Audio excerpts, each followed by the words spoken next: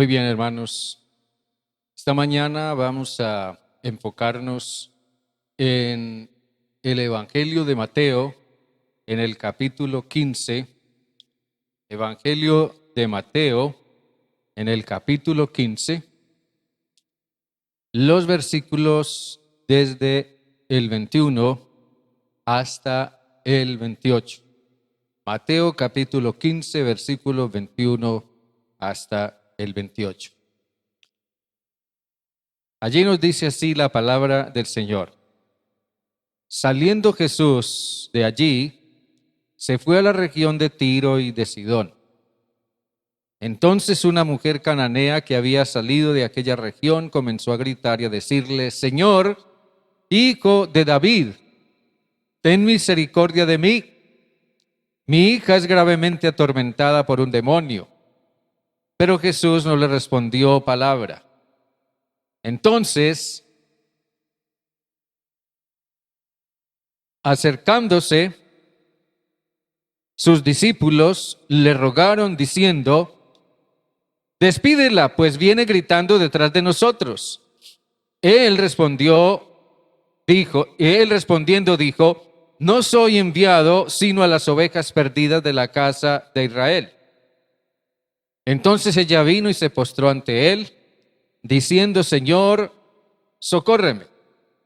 Respondiendo él dijo: No está bien tomar el pan de los hijos y echarlo a los perros. Ella dijo: Sí, Señor, pero aún los perros comen de las migajas que caen de la mesa de sus amos. Entonces respondiendo Jesús dijo: Mujer, grande es tu fe. Hágase contigo como quieres. Y su hija fue sanada desde aquella hora. Dios bueno, seguimos, Padre Santo, en tu presencia. Te alabamos esta mañana y te damos gracias, Dios, porque nos das hoy un nuevo día de vida, pero también porque podemos reflexionar en tu palabra, a través de la cual, Señor, yo sé que tú nos hablas y que nuestros corazones, Dios, de veras la reciban y esta palabra edifique y ministre a nuestras necesidades conforme a lo que tú, Señor Dios, tienes para decirnos. Todos necesitamos siempre de tu palabra y hoy, Señor Dios, te rogamos que hables a nuestros corazones y nos fortalezcas, nos consueles y nos encamines en una renovada perspectiva de nuestro vivir. Señor Dios, en tus manos estamos, que tu Santo Espíritu nos guíe e ilumine nuestros corazones y nos permita comprender esta palabra que tú tienes para nosotros. En el nombre de Jesús oramos, Padre amado, hoy por siempre. Amén y amén. Este relato que acabamos de leer, el Evangelio de Mateo, nos presenta a nosotros una apreciación o, digamos, una referencia muy especial de lo que es la fe y sobre todo cuando la fe se relaciona con la oración. En este relato nosotros vemos a una persona que le ruega algo a Jesús, le ruega por algo, por alguien a Jesús, y eso es simplemente una referencia a la oración, algo que se le pide al Señor o algo en lo que se intercede por algo. De modo que hay una referencia muy especial, vuelvo y repito, a lo que es la fe en relación con la oración. Y vamos a ver cómo esa fe que este pasaje nos describe marca una diferencia dentro de la oración. Nosotros podemos orar con diferentes motivaciones o actitudes por diferentes necesidades y de diferentes maneras. Pero siempre habrá algo que marque la diferencia en nuestra oración o en nuestro ruego al Señor. Así que aquí la fe que describe este pasaje marca una diferencia sumamente vital en lo que es la oración. Pero es importante también tener presente que aquí, en cuanto a la fe, tal como se menciona o al menos se implica en este pasaje que estamos considerando, de hecho, el título que generalmente tiene este relato en las versiones Reina Valera es La fe de la mujer cananea o la fe de la mujer sirofenicia, como lo refiere Marcos. Pero esa fe que se implica, se percibe en la acción de esta mujer, es algo que tiene una forma muy particular de definirse.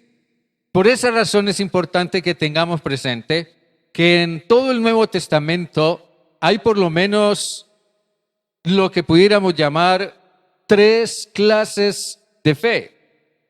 Una es la fe que salva, la fe que nos encamina a aceptar a Jesús y lo que Él hizo en la cruz por nosotros, su perdón, su gracia, y aceptamos a Cristo por fe y somos salvos. Esa es una clase de fe. Pero hay otra clase de fe que es la que describe Pablo cuando dice que la fe es fruto del Espíritu Santo. De modo que en ese sentido, la fe es la capacidad que el Espíritu Santo le da al creyente para mantenerse fiel al Señor durante todo el transcurso de su vida. La fidelidad es la capacidad que da el Espíritu Santo para seguir siempre al Señor, de modo que allí fe es fidelidad. Pero otra clase de fe es la fe como don, la fe que es dada como un don de Dios. En ese sentido, la fe como un don es la capacidad o la disposición, o mejor, digámoslo, este tipo de fe es la que define lo que han de ser nuestras actitudes y nuestras acciones en la vida cristiana y en nuestra relación con el Señor. Aquí la fe como don tiene que ver más con actitudes y con acciones en una forma más concreta. De modo que lo que nosotros vemos en el relato de la fe de la mujer cananea es la fe como un don. Dios le da o permite, Dios obra de una manera muy singular para que esta mujer pueda llegar a tener esa fe que la encamina hacia Jesús, le ruega a Jesús y después en ese acto de fe auténtica, ella logra transformar una realidad abrumadora en una realidad diferente, en una realidad gozosa. Por eso estamos diciendo que la fe marca una diferencia muy importante en la oración, teniendo presente que la fe en este caso es un don de Dios. Pero vamos a mirar esto más en detalle. En este relato nosotros nos encontramos a una mujer que sale prácticamente de la nada y se dirige a Jesús en una petición un tanto inesperada. Esta mujer es una madre de familia, obviamente porque dice tiene una hija. No sabemos si tenía otros hijos, pero al menos tiene una hija con la cual está teniendo un serio problema en su hogar, un problema bastante difícil. Esta mujer también es una mujer gentil o pagana. Eso significa que no es judía y ella no tiene la perspectiva de Dios que tienen los judíos. Los gentiles tenían generalmente creencias religiosas extrañas, sumamente diferentes a las creencias religiosas de los judíos. De modo que tal vez desde esa perspectiva religiosa de ella miraba a Jesús. Otra cosa es que esta mujer, ya lo mencionamos un poco, tenía un serio problema que la afligía constantemente. Era para ella una constante de sufrimiento, de incertidumbre, de tribulación, un problema que la afligía constantemente. Y por otra parte, esta mujer denota una actitud que demuestra su profunda aflicción, porque dice que ella comenzó a gritar y a decirle a Jesús. Ella comenzó a andar detrás de Jesús y sus discípulos y gritaba y le decía y le repetía y le insistía. Hay personas que manifiestan su dolor o su aflicción gritando a voz en cuello. Otras tal vez gritan por decirlo en silencio.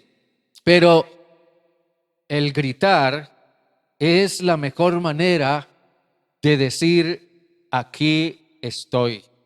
Estoy cargando con un dolor. Estoy cargando con una pena, estoy cargando con una culpa, estoy cargando con una relación que me resulta sumamente difícil, estoy cargando con una situación que no puedo soportar, que me causa angustia, que me causa depresión, que me causa insomnio. Necesito ayuda, necesito que alguien me ayude.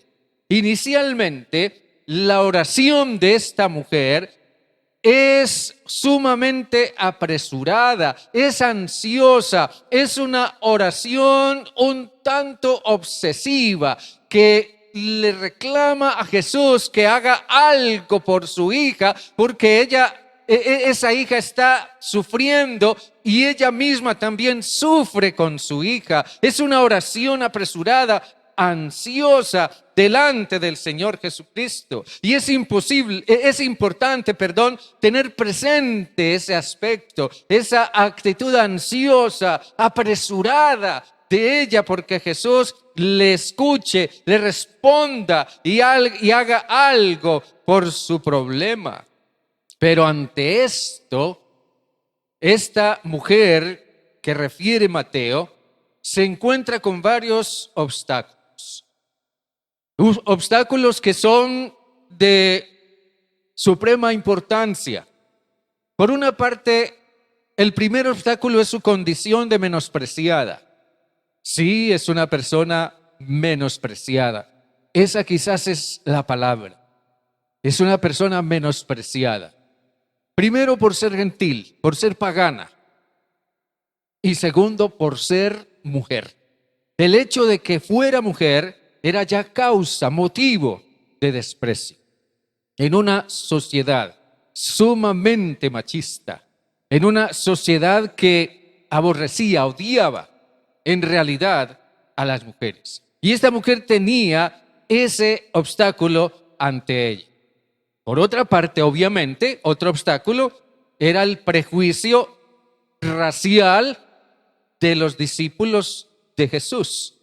¿Ya? Los discípulos de Jesús tienen un prejuicio, manifiestan un prejuicio racial, o una actitud racista hacia la mujer y también una actitud machista hacia ella por ser mujer.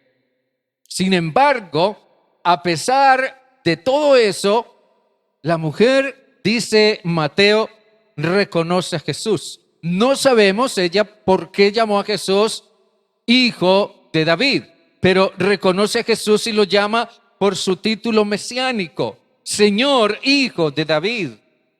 Luego le presentó su petición: mi hija es atormentada. Luego persistió tras él, continuó detrás de él y de sus discípulos, tanto que estos le dijeron a Jesús: haz algo por ella porque viene gritando y gritando detrás de nosotros. Viene gritando detrás de nosotros. Pero esta mujer se sobrepuso al menosprecio y demostró una gran fe. La seguridad de que algo pasaría. En alguna manera ella intuía que el insistir, persistir, el continuar gritando, el continuar pidiendo, habría de resultar en algo tendría que pasar. Encontramos entonces que es esa fe la que mueve la que impulsa la voluntad de esta mujer a fin de hallar sanidad, vida, bienestar para su hija, para su propia vida y para su hogar.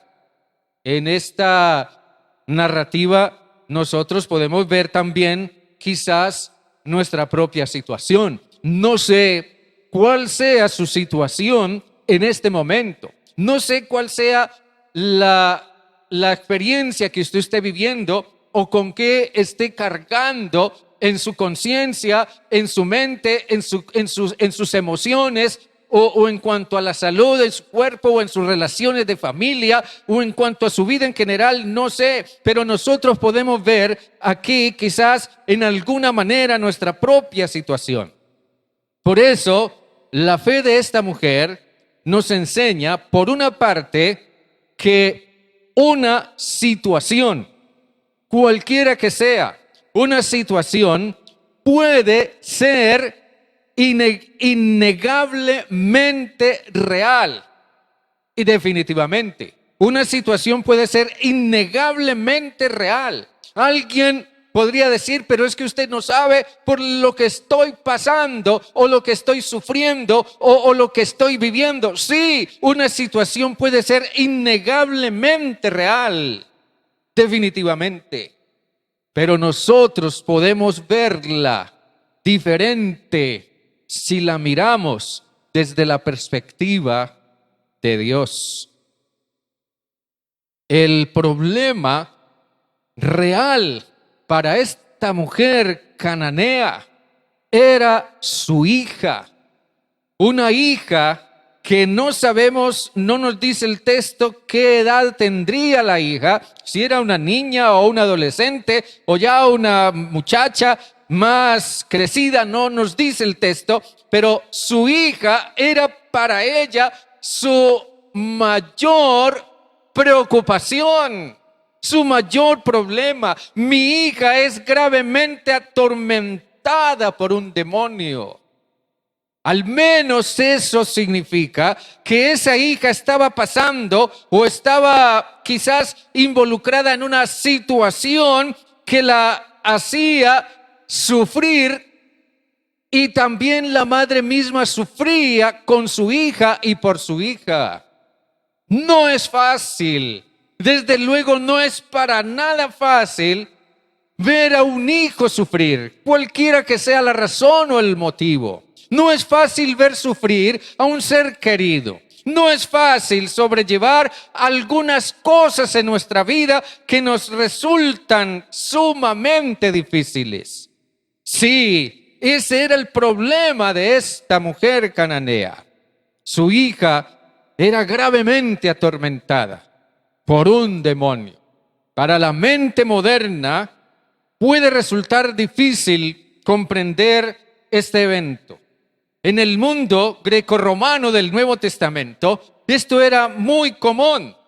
Sin embargo, el asunto está en definir qué significa o qué implica lo que Mateo trata de decir aquí. Atormentada por un demonio puede ser o referirse a una posesión diabólica en el sentido físico. Un demonio puede poseer físicamente a una persona. Puede entrar en su cuerpo y vivir en su cuerpo y expresarse a través de él.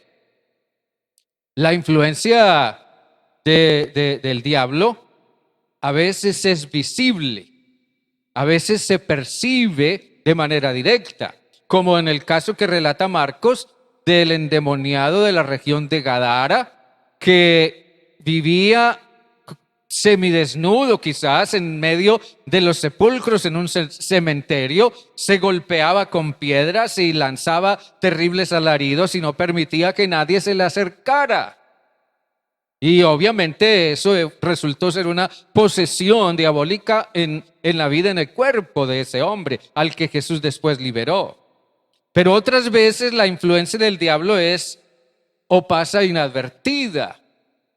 Marcos mismo dice que un día Jesús entró en una sinagoga y había mucha gente allí reunidos para escuchar la enseñanza de la Biblia en esa sinagoga. Y todos comenzaron a escuchar lo que Jesús estaba enseñando. Y ahí entre la gente, entre la multitud, había una persona, había un hombre. Simplemente estaba ahí entre los oyentes, estaba escuchando a Jesús. Pero Marcos dice que cuando comenzó a escuchar lo que Jesús enseñaba, de improviso el demonio o el espíritu impuro que había dentro de él se manifestó y comenzó a renegar contra Jesús. Pero hasta ese momento, esa persona parecía un hombre completamente normal. Pero desde luego en medio de todo eso es obvio la actividad satánica. El diablo es un ser espiritual real, es invisible, es un ser espiritual que obra absolutamente el mal y también influye poderosamente en personas que le dan lugar, o influye también en los seres humanos apelando al mal que está presente en nosotros mismos. No necesariamente una persona tiene que manifestar una posesión diabólica y hablar con una voz extraña o con una voz que no es la suya, o hacer algunas cosas inusuales para pensar que no está siendo influido en alguna manera por Satanás. Personas normales, comunes y corrientes son grandemente influidas y usadas por Satanás. El apóstol Pedro fue reprendido por Jesús cuando éste trató de disuadirlo de que fuera a la cruz. Y Jesús le dijo: apártate de mí, Satanás. El diablo había tomado en alguna manera posesión del corazón de Pedro. Cuando Judas decidió traicionar a Jesús y se confabuló con los sacerdotes judíos, dice que desde ese momento el diablo entró en el corazón de Judas. Y eso significa que ellos fueron usados por el diablo, influidos para hacer algo malo, para decir algo malo, tanto quizás espiritual como moralmente. Entonces, la influencia del diablo es real, absolutamente real. Y esta muchacha o esta hija de esta cananea estaba siendo profundamente influenciada por el diablo. Nosotros pudiéramos pensar que esta hija de esta mujer estaba pasando por algún tipo de comportamiento rebelde, o tal vez estaba esclavizada en algún tipo de vicio, o estaba inmiscuida en algún tipo de hecho perverso o inmoral, o tal vez tenía problemas con un vocabulario terrible, o estaba esclavizada en algún hábito, o estaba encaminada en algún camino de delincuencia o de levantamiento social. Sea como fuere, esta madre sufría por su hija. Ella estaba teniendo un verdadero problema. Nuestra más grande lucha generalmente es con la crudeza de nuestras realidades. Las realidades que a veces nosotros no estamos preparados para aceptar. Esas cosas que pareciera que no pudieran estar sucediéndonos a nosotros. Eso que jamás pensamos que nos llegaría. En el libro de Job, después de que él entra en esa experiencia de pérdida y sufrimiento, Job en algún momento decía: lo que yo más temía, al fin me llegó. Sí, Job temía que algún día le llegara la pérdida y el mal y la enfermedad, o que le llegara el momento algún día de experimentar la infidelidad de su cónyuge, o la rebeldía de sus hijos, o el alejamiento de sus amigos, o la pérdida de sus posesiones. esa situación que se sale completamente de nuestras manos, aquello que nos cuesta mucho aceptar, cosas de las cuales nuestra mente pareciera decirnos: esto no tiene remedio, no tiene salida, no puede ser de otra forma. Y cuando esto es así, muchos toman caminos trágicos. Pero por alguna razón, esta mujer tomó el camino de la fe. En tanto otros toman otros caminos, buscan otras alternativas, prueban otras perspectivas. Esta mujer tomó el camino de la fe. Y esa, después de todo, es también otra opción.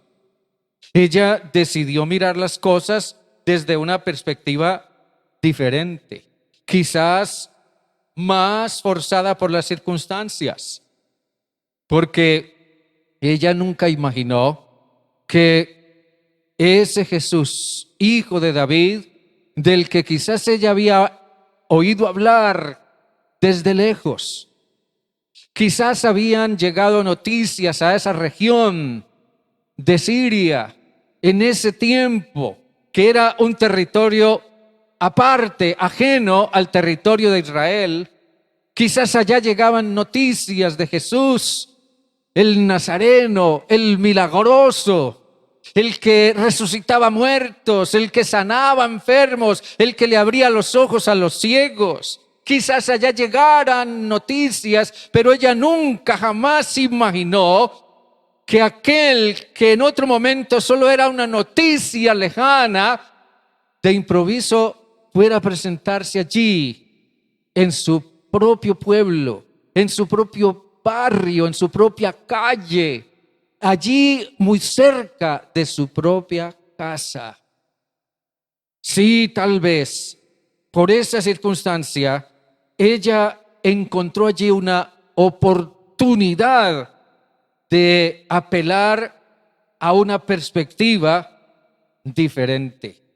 Esto nos recuerda a la mujer enferma de hemorragias que nos refiere Lucas, cuando también los médicos, dice, no pudieron hacer más nada por ella.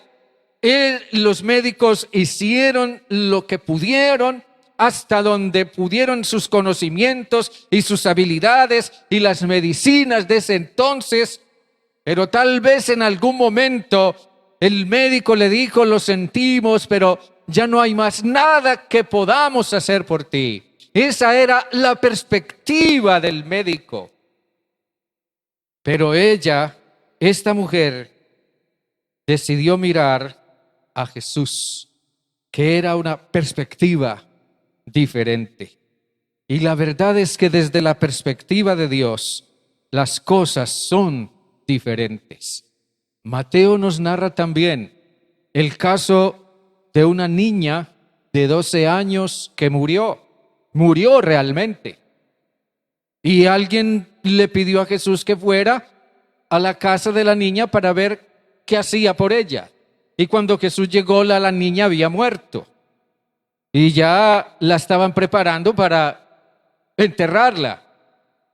Pero Jesús entró en la casa y después de que vio que todo el mundo estaba llorando, como es natural cuando alguien se nos muere, lloramos, nos afligimos. Pero Jesús les dijo: la niña no está muerta, ella solo duerme. Sí, desde la perspectiva nuestra, está muerta. Pero desde la perspectiva de Jesús, ella solamente dormía. De hecho, Jesús la resucitó y les hizo ver que su perspectiva es mayor, es verdadera y es realmente diferente. Así que una situación puede ser innegablemente real, pero nosotros podemos verla diferente si la miramos desde la perspectiva de Dios. Y yo les diría a mis hermanos y hermanas que cuando somos capaces de ver las cosas desde otra perspectiva, es cuando comienza el verdadero cambio. Es muy significativo, volviendo a nuestro relato de la mujer cananea, el contraste entre viene tras nosotros. ¿Recuerdan lo que decían los discípulos de Jesús? Despídela, por favor, porque viene tras nosotros. Pero luego Mateo dice que la mujer vino delante y se postró delante de Jesús. Su visión de Jesús tras él era una visión incompleta. Tal vez ella veía en Jesús a un mago, a un sanador, a un mero milagrero, pero cuando ella vino ante él y se postró ante él, ella vio en el rostro de Jesús el mismo rostro de Dios. Su perspectiva cambió. Por eso, la verdadera fe persiste. La verdadera fe persiste a pesar de los obstáculos o de lo imposible que algo parezca. En el versículo 25 dice que ella vino y se postró ante él. Vamos a mirar un poquito más ese aspecto, porque en el versículo 23 dice, pero Jesús no le respondió palabra. Observen bien eso. Jesús no le respondió palabra.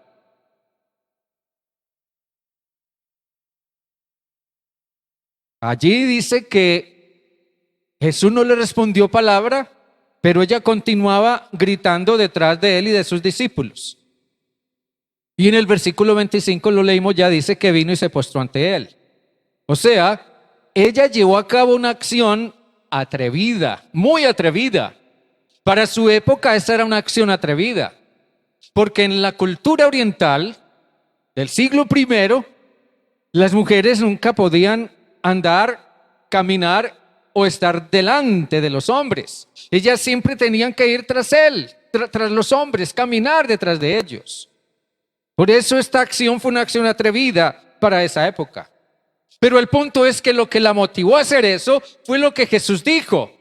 Jesús dijo, yo no soy enviado sino a las ovejas perdidas de la casa de Israel. Eso debió haberle golpeado a ella muy fuerte. Ella lo escuchó. El punto es, ¿a quién le dirigió realmente Jesús esas palabras? Porque los discípulos de Jesús le dijeron, despídela porque viene detrás de nosotros gritando. Pero Jesús simplemente dijo, yo no soy enviado sino a las ovejas perdidas de la casa de Israel. La pregunta es, ¿esas palabras iban dirigidas de manera irónica hacia sus propios discípulos? ¿O Jesús las dijo para que la mujer las escuchara? ¿Estaba Jesús menospreciando a esa mujer? ¿O estaba tratando de hacer recapacitar a sus discípulos acerca de la necesidad de ayudar a quien no son judíos? No soy enviado sino a las ovejas perdidas de la casa de Israel. El hecho es que cuando la mujer cananea escuchó esas palabras, nosotros pudiéramos pensar que inmediatamente su reacción fue, pero ¿cómo así? Entonces nosotros, por no ser judíos, no contamos para Dios. Por eso ella vino inmediatamente y se postró delante de Jesús y le dijo y le pidió, Señor, Señor, socórreme. Señor, socórreme. Esto tiene que tener un sentido diferente al que uno inicialmente piensa. Téngase en cuenta que Jesús respondió a lo que dijeron los discípulos. Ellos le pidieron, despídela. Despídela. Para ellos ese era el camino más fácil, porque realmente ellos no tenían interés alguno en ayudarla. El mejor sentido de esta expresión puede ser, Señor, haz algo por ella, atiéndela y dile que se vaya. Y yo creo que es así porque al parecer la actitud de los discípulos de Jesús, que eran judíos, no era la mejor hacia ella. Los judíos llamaban perros a los gentiles. Eso era el insulto racial más terrible que los judíos tenían hacia los gentiles. Los llamaban perros. Y un perro dentro de la cultura judía era un animal sumamente despreciable.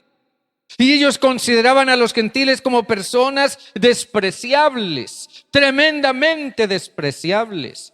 De modo que esta actitud de los discípulos de Jesús, por más que fueran discípulos de Jesús y por más extraño que parezca, era real y no era la mejor hacia ella. Así que el obstáculo más grande que ella enfrentaba era el prejuicio de los discípulos. Ellos consideraban a los gentiles irremisiblemente perdidos. Ellos consideraban que los gentiles, por ser gentiles, no merecían el amor de Dios, no tenían derecho a la gracia de Dios, no tenían derecho a la provisión de Dios. Esa forma típica de pensar de muchas personas que tal vez teniendo a alguien a quien ven sumido en una necesidad, en un vicio, en un hábito o en una conducta irreprochable o en algo complejo de aceptar, piensan ese nunca va a cambiar, no hay que hacer nada por él porque no va a cambiar, de esa él no se va a salvar, no tiene probabilidad de que se sane o que sea liberado o que cambie. Los judíos pensaban que los gentiles eran personas que no tenían remedio. La manera de pensar de muchos que piensan que algo no es posible con respecto a la necesidad de una persona. Pero a pesar de todo eso, la mujer continuó clamando delante de Jesús. En este caso, ese clamor es una oración muy singular, movida por una fe muy singular. Es una oración que tiene por lo menos 3 dimensiones. Esto nos muestra, primero, que la oración es ver las cosas desde la perspectiva o desde otra perspectiva, desde la perspectiva de Dios. La oración es ver las cosas desde otra perspectiva. Esta mujer jamás habría hecho una petición a Jesús desde la perspectiva de sus discípulos. Si por los discípulos de Jesús fuera, esta mujer definitivamente estaba perdida y no había ninguna esperanza para su hija. Ella jamás habría hecho una petición a Jesús desde esa perspectiva, desde la perspectiva de ellos. Ella sabía que entre Jesús y sus discípulos, a pesar de todo, había una gran diferencia. Ella sabía que Jesús era totalmente diferente, incluso a sus mismos discípulos. Señor, quizás le dijo ella, Señor, ya sé cómo piensan tus discípulos, de eso no me cabe la menor duda. Pero Señor, ¿tú qué piensas? ¿Tú qué piensas, Señor? La oración es ver las cosas desde otra perspectiva. La mujer cananea quiere ver las cosas desde la perspectiva de Jesús. Segundo, la oración es reconocer el poder de Dios sobre las cosas imposibles. Y aquí tal vez esto nos hace pensar a nosotros muchas cosas, pero la oración es reconocer el poder de Dios sobre las cosas imposibles. El profeta Jeremías nos trae las palabras de Dios cuando decía, clama a mí y yo te responderé y te haré conocer cosas grandes y ocultas que tú no conoces. Dios es Dios de imposibles. Y esta mujer de alguna manera intuyó que Jesús, el hijo de David, era el único que podía hacer algo por la situación más imposible de su vida, a pesar de la idea de sus discípulos que consideraban que era imposible que un gentil pudiera ser bendecido por Dios. Pero en tercer lugar, la oración es postrarse delante de Jesús y rogarle: haz algo por mi hijo, haz algo por mi hija, haz algo por este problema que tengo. La mujer vino con una actitud obsesiva, apresurada, ansiosa, pidiéndole a Jesús, gritando detrás de él. Pero cuando ella vio en Jesús que se postró ante él, vio el rostro de Dios, su actitud comenzó a cambiar. Y es allí donde comienza a perfilarse una definición diferente de lo que es la fe. Cuando esta mujer comienza a manifestar una actitud diferente. Entonces esto nos lleva a pensar, en tercer lugar, que la fe es real. O mejor, perdón, la fe cuando es real, sabe lo que puede recibir de Dios como bendición de gracia. En el versículo 27 dice: ella dijo: sí, Señor, pero aún los perros comen de las migajas que caen de la mesa de sus amos. Yo pienso que Jesús estaba poniendo a prueba a esta mujer, estaba probando su fe. Cuando le dijo: no está bien tomar el pan de los hijos y echarlo a los perros. ¿En eso? Y ya sabemos que los judíos consideraban a los gentiles como perros. Y Jesús le dice: no está bien tomar el pan de los hijos y echarlo a los perros. Jesús no la está insultando, no la está menospreciando, no la está devaluando, simplemente está poniendo a prueba su fe. Déjenme decirles esto de esta forma. Cuando la mujer se postra a los pies de Jesús y Jesús le dice: no está bien tomar el pan de los hijos y echarlo a los perros, entonces se suscita un diálogo entre los dos, un diálogo entre Jesús y la mujer cananea. Un diálogo que los discípulos de Jesús jamás habrían estado dispuestos a entablar. Pero Jesús dialoga con la mujer samaritana. Y ese diálogo tiene un cierto corte de ironía hacia los discípulos. La respuesta de Jesús podría parafrasearse de esta manera. La mujer le dice: Señor, socórreme. Señor, haz algo por mí y por mi hija.